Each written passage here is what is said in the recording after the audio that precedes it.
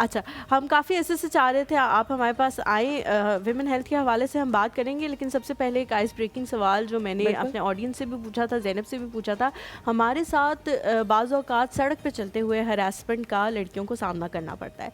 बहुत सारी ख़वातीन हमारे जैसी होती हैं जो उसको टैकल कर लेती हैं, किसी न किसी तरह उससे उस सिचुएशन से गुज़र जाती हैं। लेकिन बहुत सारी लड़कियाँ हमें स्क्रीन के वहाँ से देख रही होंगी जिनको नहीं पता कि किस तरह से सिचुएशन से गुजरना है। आपके साथ कोई ऐसा वाक़या हुआ हो और आपने किस तरह से उसको टैकल किया हो, तो वो ज़रूर शेयर करें।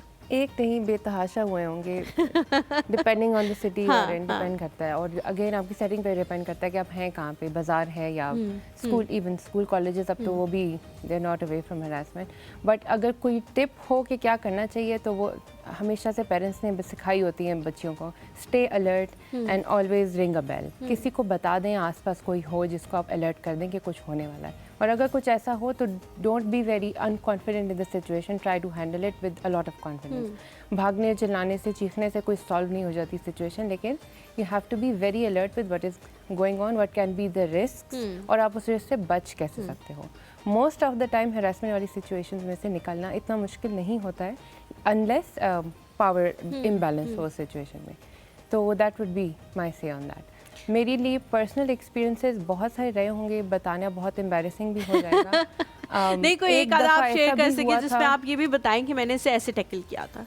मैंने टैकल एक्चुअली नहीं किया था, मेरी मदर ने टैकल किया था, वो ओके। मेरे पीछे थी, उन्होंने देख लिया था। अच्छा। उन्होंने देख लिया था तो उन्होंने रुके बगैर सब कुछ रोक के वहीं पे एक अच्छा खासा चपेट रसीद किया था बंदे को in the middle okay. Of the बाज़ार। अच्छा। तो I remember that very well. उस टाइम हम छोटे थे खैर, हाँ। But over the years after I grew up, तब ऐसे इश्यूज इतने मेरे साथ पर्सनली हुए नहीं, बिकॉज अपेरेंटली आप जिस तरह चल रहे होते हो, जिस तरह जा रहे होते हो, you give a certain aura as well. If you are being very soft sometimes, you are also sort of coming in the eye for people to harass you.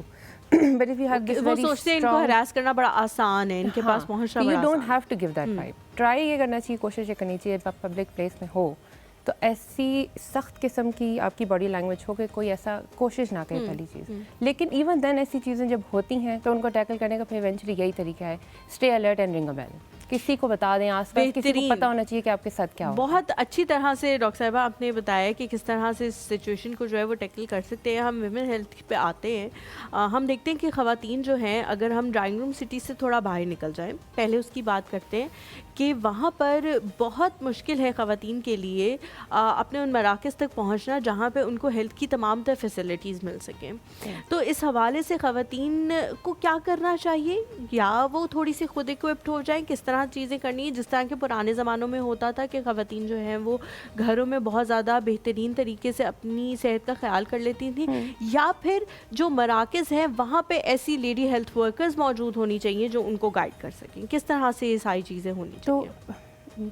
Basically both. Self awareness होगी तो पता चलेगा कि issue क्या है और health illness में क्या इशू चल रहा है। वो पता चलेगा तो उसको आइडेंटिफाई करने के लिए आपको किसी हेल्थ प्रैक्टिशनर के पास जाना पड़ेगा। उसके लिए फिर आएगा कि वो हेल्थ सेटअप क्या है। तो the answer would be simply कि दोनों चीज़ें होनी चाहिए।